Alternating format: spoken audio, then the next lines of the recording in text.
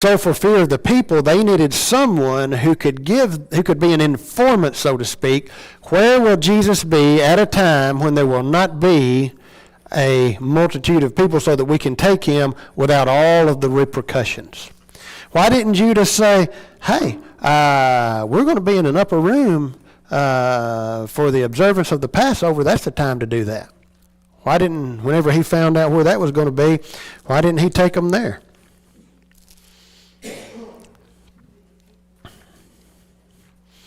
Open your Bibles to Luke chapter 22, and let's notice something here. Now, it is already the case. Look at the opening of chapter 22 of Luke. Now, the feast of unleavened bread drew nigh, which is called the Passover. The chief priests and scribes sought how they might kill him, for they feared the people. Then entered Satan into Judas. Well, he entered because by invitation. Satan doesn't enter, into anyone without an invitation. Judas, surnamed Iscariot, being the number of the 12, and he went his way and communed with the chief priests and captains, how he might betray him unto them. And they were glad and covenanted to give him money. And he promised and sought opportunity to betray him unto them in the absence of the multitude. Hey, we're going to be in the upper room observing the Passover. That's the time to come. Why didn't he tell them that? Watch. Then came the day of unleavened bread, when the Passover must be killed. And he sent Peter and John, saying, where's Judas? Well, he's not a part of this assignment. All right. Go and prepare us the Passover that we may eat. And they said unto him, where wilt thou prepare? Where wilt that we prepare? And so here's Peter and John, and Jesus is telling them, perhaps in the presence of the other apostles, Judas himself included, and Jesus says, well, you're going to go to Jerusalem, and you're going to go down this street, and you're going to go to this place, and there's going to be this man, this is his name, and you go to him, and this is where you're going. It's at the corner of this street and this street. That's where we're going to have it. And then Judas like, I know where it's going to be. Now I can go tell the Jewish leaders and they can get him. What's this? Verse 10, and he said unto them, behold, when ye are entered into the city, there shall a man meet you bearing a pitcher of water. Follow him into the house where he entereth in. And ye shall say unto the goodman of the house, the master saith unto thee, where is the guest chamber, there where I may eat the Passover with my disciples? And he shall show you a large upper room, furnished, there make ready. He didn't tell them where it was going to be. I wonder why.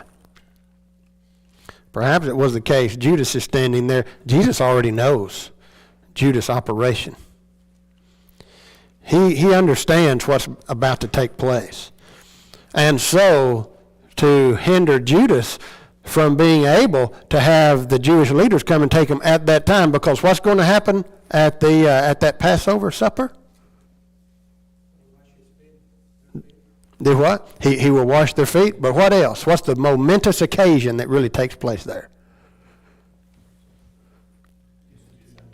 The institution of the Lord's Supper. And so the Garden of Gethsemane was a place frequently visited by Jesus and his disciples. John 18:2 tells us this. And so this is the pattern. This is the habit. This is what Jesus does on a regular basis. He's in the temple daily. Can't take him there because of the multitude, but he goes at night alone into the garden. And where did Judas bring the Jewish leaders to take Jesus? In the garden. In the garden. So it helps us see a bigger picture of it. All right, some thoughts on that. All right, let's look at number 3.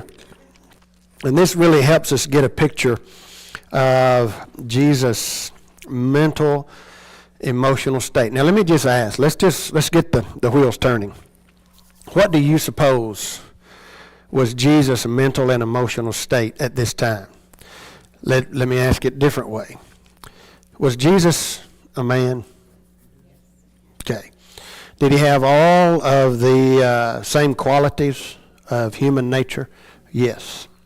Okay, how would you be? What would be your mental and emotional state if you were just a few hours from being beaten and then murdered, crucified, humiliated? What would be your mental and emotional state? And not only that, have you ever, all of us have, Recall a time in your mind where there was something coming up you knew that you were going to have to deal with. Maybe it's a test at school. Maybe it's something dealing with the family. Maybe it's something at work. There's something coming up. You know you're going to have to deal with it. You're not looking forward to dealing with it. But day after day, it gets a little bit closer until now the time is here. When Jesus entered his earthly ministry, for those whole 3 years, the cross was in front of him the whole time. Now it's getting closer to that countdown. Now, what's his mental and emotional state? Y'all tell me how you would picture that, how you would describe it. Okay, anxiety. Does anxiety have any effect on a person physically? It can have great effect on a person physically, can it? Affects not only the mind, but affects the body. Jesus was Jesus in his mind struggling with what was about to take place? He was. Look at chapter 22 in Luke, and let's start at verse 39. Luke chapter 22, 39.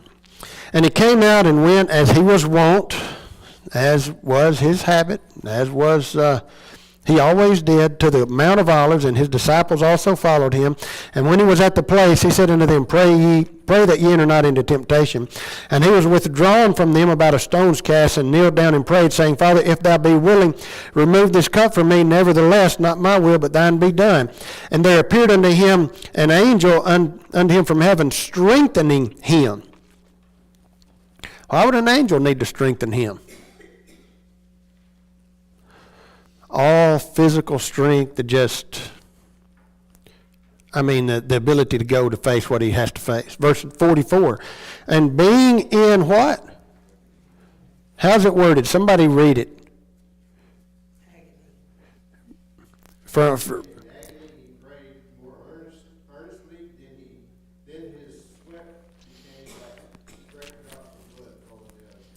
all right. The King James has it this way, being in an agony. Agonizing. And that word carries a sense of struggling in the mind. Struggling in the mind. Picture someone who justly is on death row and is being walked to the gas chamber, or to the electric chair, or to the gallows. Can you imagine how their heart is racing? The blood pressure being so high, how anxious they would be, perhaps even having to have someone on either side holding them up as they walk. And in their mind, what's going on? Jesus is doing this willingly. Now, he prays with great earnestness. The Hebrews writer said that he, with strong cryings, he cried out. And in his mind, he's struggling. This has to be done. Can we bypass this? Is there any way we cannot do this? If there's any way we can do this, please remove this so I do not have to go through this. But not my will, thy will. Now, let's look at our third question. In Matthew 26:38, this is the text for the question, or for the fill in the blank. Jesus said to Peter and James and John, what? My soul will love God, what? With all of our heart, soul, strength, and mind. Just deep down inside of me, to my very soul, is exceeding sorrowful. Exceeding sorrowful. Now, I want us to note something here. Let's go to the book of Job for just a moment. Job chapter 6. I believe this is where I want to go. Job chapter 6. You know, if you take time and really, as you read and study through the book of Job, you see the Christ very often pictured. In fact, I'm going to suggest to you that the book of Job was the first written defense of the cross. Don't have time to really flesh that out. Look at the first 3 verses of Job chapter 6 and see if you can picture Christ in the garden speaking as Job is here. But Job answered and said, "Oh, that my grief were thoroughly weighed." Now, Job is talking, his grief is based on physical calamities. He's lost absolutely everything. What did Job lose? He lost his family, he lost his children, the support of his wife. What else? He lost all of his possessions. Anything else? Okay, his health. His body was so emaciated, when his friends came to see him, they didn't even recognize the man. You ever seen someone that has a disease and you visit them? Maybe they pass and you go to the funeral home and you're like, I can't believe that's them. What else did he lose? His friends. I mean, they didn't even, when they first showed up, they didn't even speak to him. They looked at him and he said, "He's already dead. We're mourning you." Okay. And he lost his support too. Okay, so support of his friends, and man, it was more than just losing support. They just turned on a dime. Anything else you can think of? Here's one that we don't often consider: his reputation. He lost his reputation. And if you really want to see how that plays out, read chapter 30. Read 29 and 30. And man, he lost absolutely everything. Now, oh, that my grief were thoroughly weighed. Now, he is at this time defending himself, and his friends are just throwing everything at him but the kitchen sink, telling him he's a wicked and rank sinner, and that's why all this has happened to him. And he says, I wish that there was some way you could accurately, properly weigh my grief and understand how I feel. Never go up to someone who's standing at a casket, loss of a husband, a wife, a child, and say, I know how you feel, because you don't know. I don't even care if you've been through it yourself. You don't know. He said, I wish you could know and understand. Thoroughly weighed my calamity. I wish they were thoroughly weighed or laid in the balances together. What's this? For now it would be heavier than what? Sand of the sea. Okay, how heavy is sand? There's a key I think we don't consider right there. Sand's pretty heavy, right? But this is sand that's wet. He said, that's how my grief would be. Then notice how he finishes here, verse 3. Therefore my words, here's how the King James says it, are swallowed up. Does anybody have it worded differently? Have been rash, okay. So in that sense, understand why I'm talking this way. But I think there's also the sense I can't even put into words. You ever been at a point in your life where you wanted to express how you were feeling to somebody, but you couldn't actually find the words to say it? Well, Christ is in the garden on his knees, sweating, as it were, great drops of blood, and trying to find the words to express his grief and sorrow. And what he tells his apostles are, my soul is exceeding sorrowful. It's full and overflowing sorrow. Now, since we're in the Old Testament, let's go to Isaiah 53. And let's off of this word sorrowful from Matthew 26:38. My soul is exceeding sorrowful. Let's look at Isaiah chapter 53. And I want to notice verse 3. Isaiah 53 is about whom? Okay, the suffering servant. Really, in the context, Isaiah 52, verse 13 is where you would start. It sets up this chapter. But I want to look at verse 3. This is that suffering servant we know to be the Christ. How do we know this is the Christ? How do we know without a doubt? Acts chapter 8. Who is reading from Isaiah? A man from Ethiopia, a treasurer, the Ethiopian eunuch we'll refer to him as. And Philip began at the same scripture and preached to him who? Jesus. Jesus. This is the suffering servant is the Christ, who is Jesus. All right, now, he Jesus is despised and rejected of men. John chapter 1 and verse 10. He was in the world, and the world was made by him, and the world knew him not. Verse 11. He came into his own people. He came to the Jews, and his own received him not. Well, he's despised and rejected of men. Here it is, a man of sorrows, acquainted with grief. Does anybody have a different word than acquainted?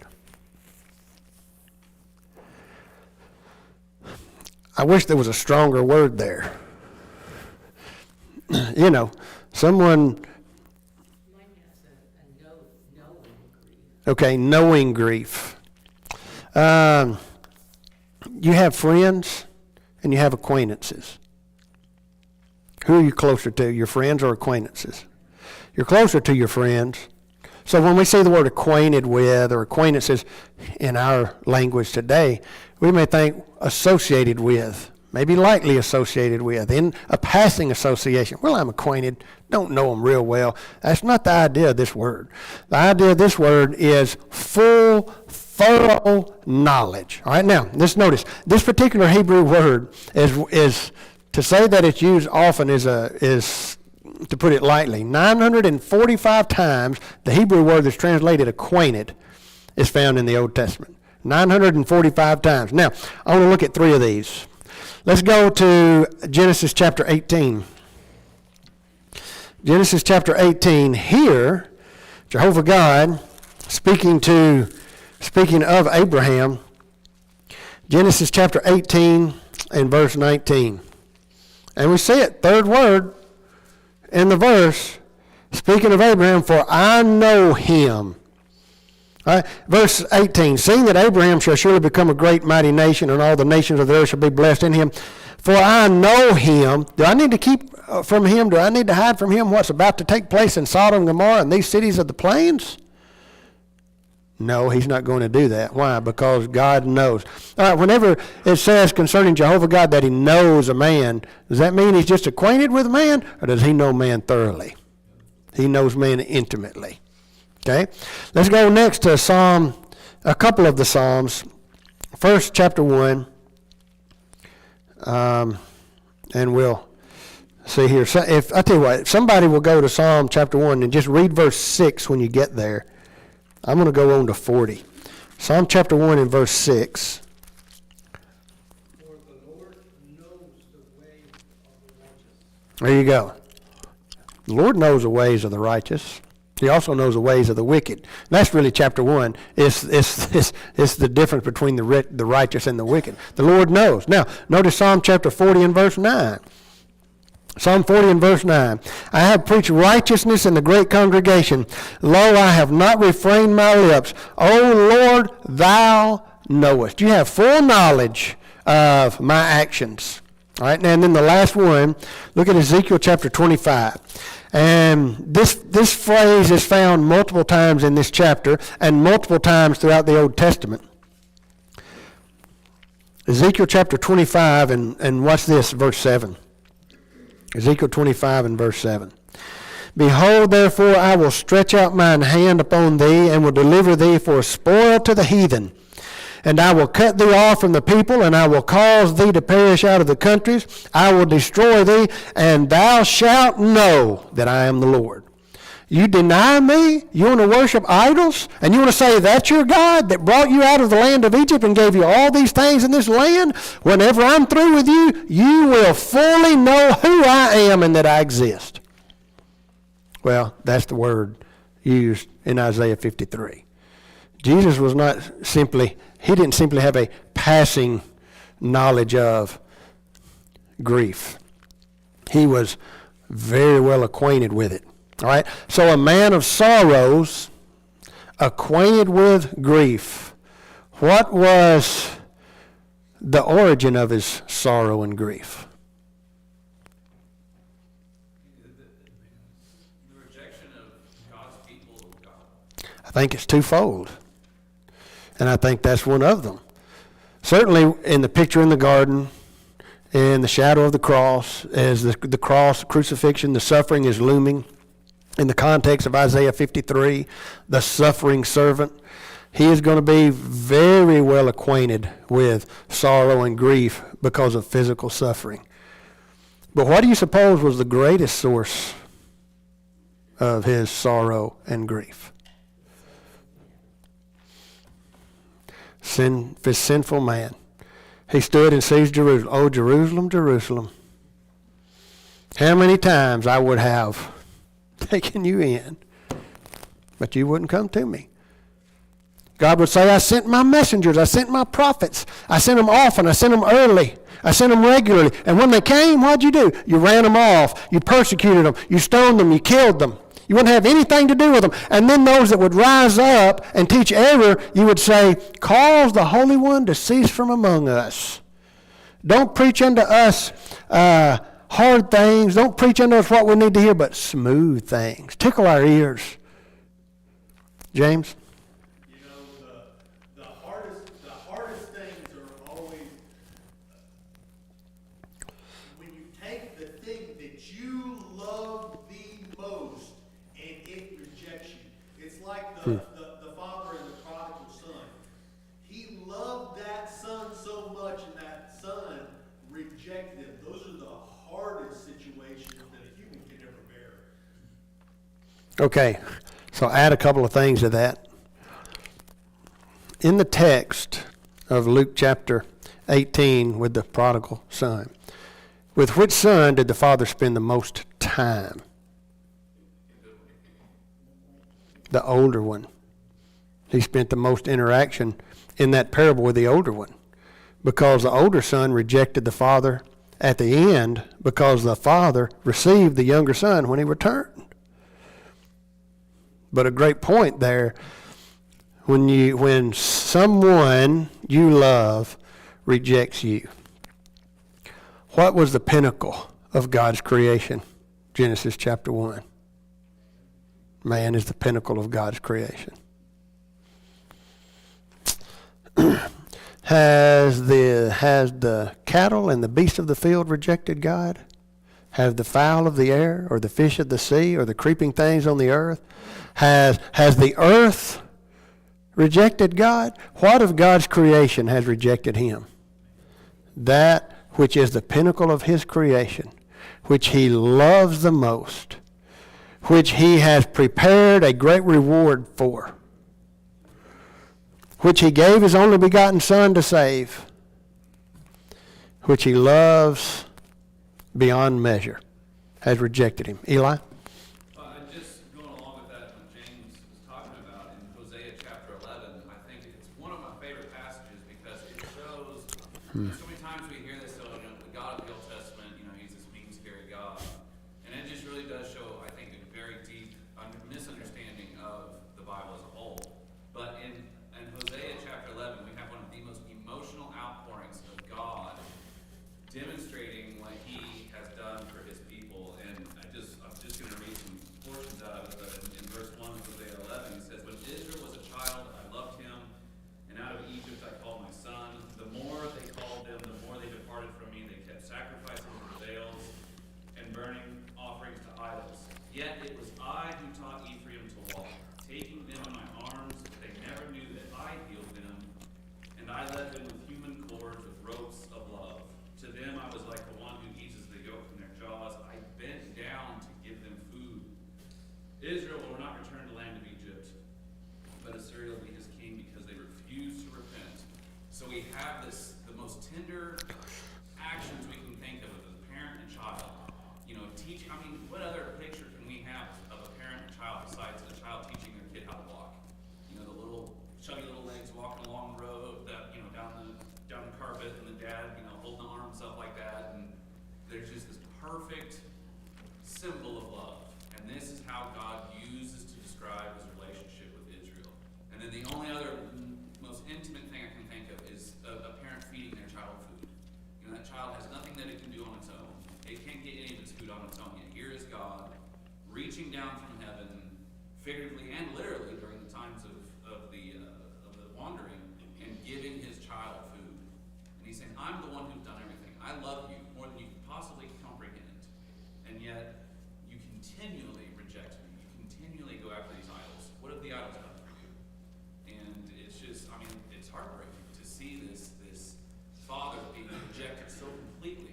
by his son. I mean, it would be utterly foreign to us if a 3-year-old was just like, "Nah, I don't want anything to do with you anymore, and just, I'm going to go off and do my own thing." And yet here is Israel doing the same thing to God and the same thing to Jesus. Jesus, the Son of God, coming down. And they're saying, "Nope, we don't want this."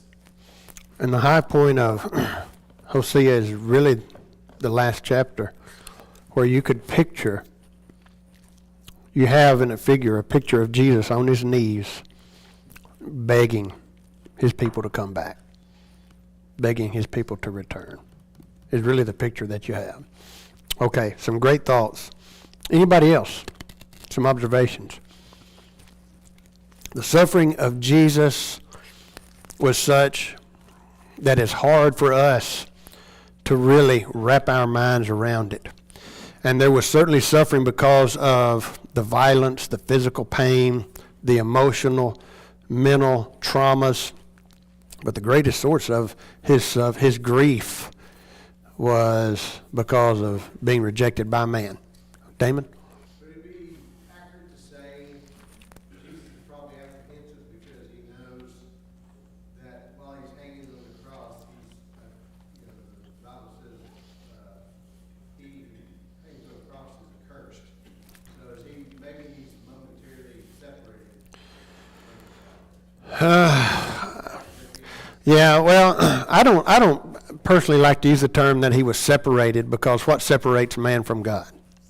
Sin. So I don't see him separated, but I do see Jesus in the sense of, as a man, feeling, and I think Psalm 22, the opening, my God, why hast thou forsaken me, words which Jesus spoke on the cross, lend themselves not to picturing Jesus becoming sin. Jesus became a sin offering for man. 2 Corinthians tells us.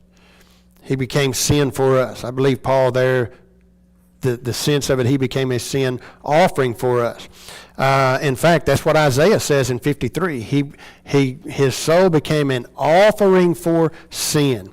And in that sense, he had to do that completely and totally by himself. And in that sense, he felt forsaken by his Father. However, Isaiah 53 says that God saw and was satisfied. So he didn't turn away so he didn't see it. He saw the travailing of his soul and was satisfied.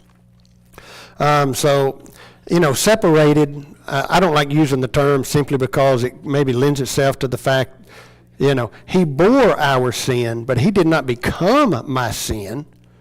He became a sacrifice for it, and in that sense had to do it all by himself. Heard one man say one time, when Jesus was hanging on the cross, the earth didn't want him. Heaven could not yet receive him, and he was all alone. All of humanity saw Jesus on the cross. Before the cross, they saw it in prophecy. At the time then present, they saw it literally. And now, how many of humanity has actually seen Jesus on the cross? Galatians tells us, chapter 3 and verse 1. But man said, I don't want him. And that's what Isaiah says.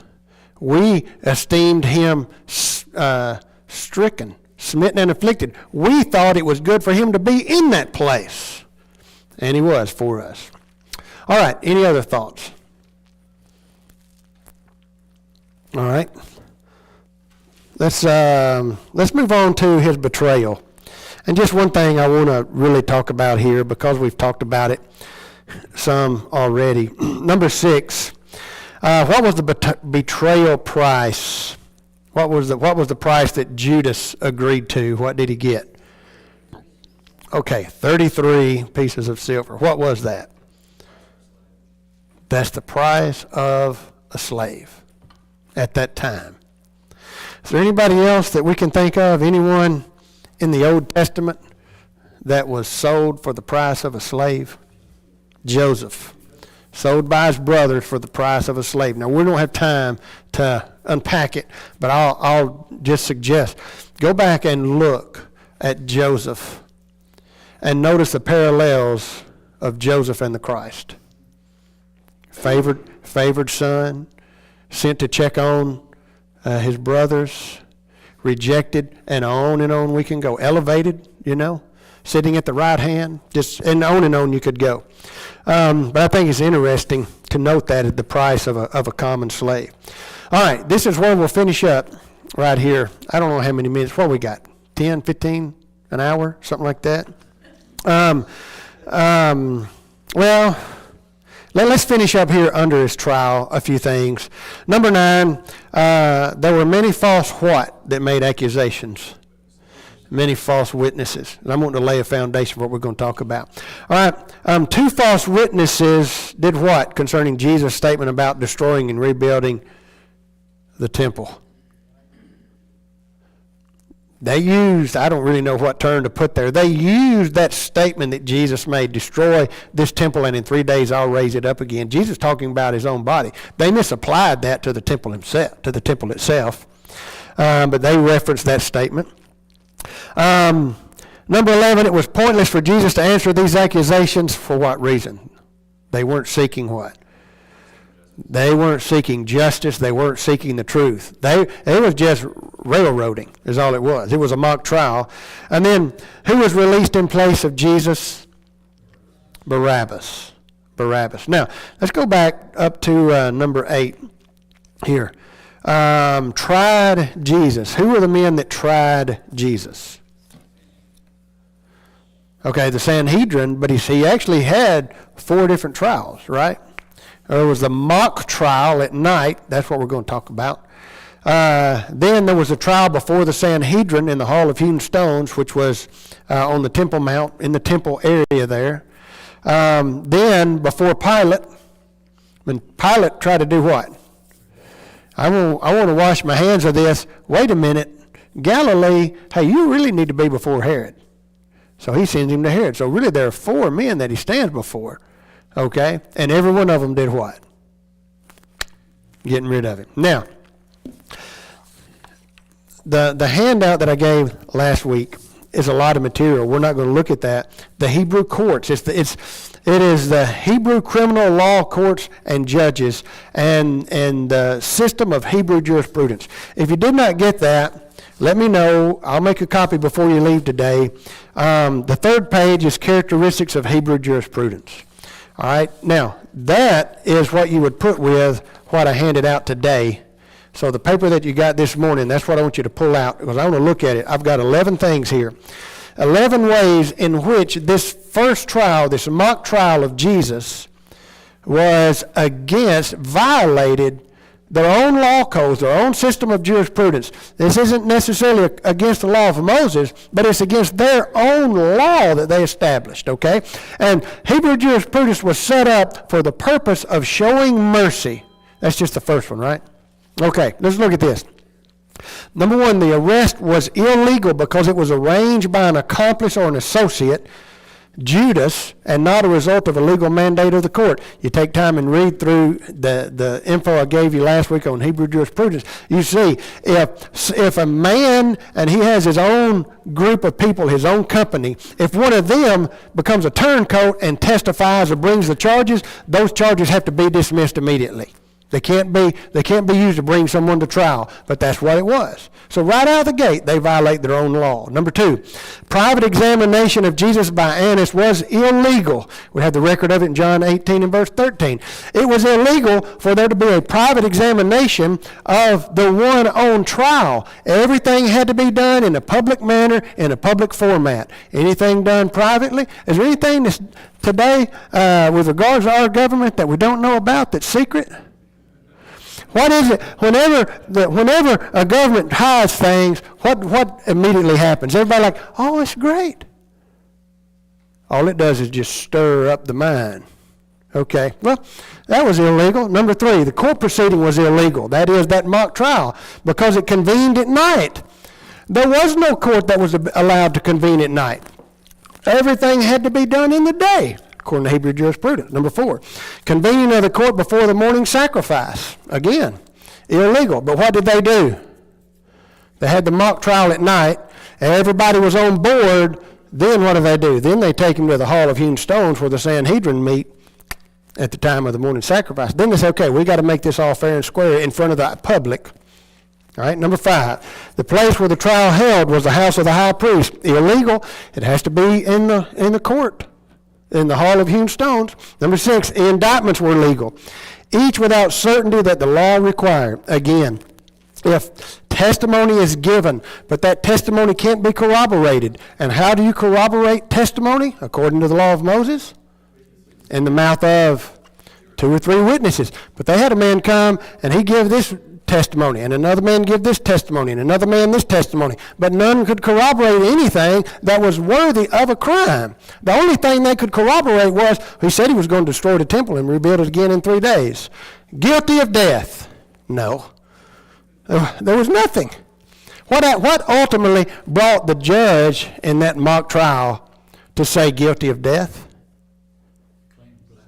Okay, he said, art thou the Christ? Art thou the Son of God? Jesus says what? Yeah, thou said it. It is as you say. Blasphemy, he's worthy to be put to death. But that's illegal too, we're going to see. Let's keep going because Doug's got his finger on the button. And number 7, the indictment of blasphemy was illegal, made by the high priest and a member of the court. All members of the court were supposed to be defendants of the accused, according to Hebrew jurisprudence.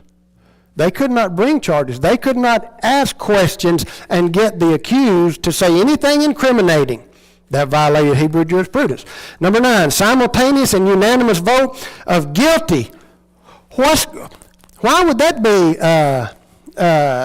See, if it's a unanimous vote, it's supposed to be dismissed immediately. Why?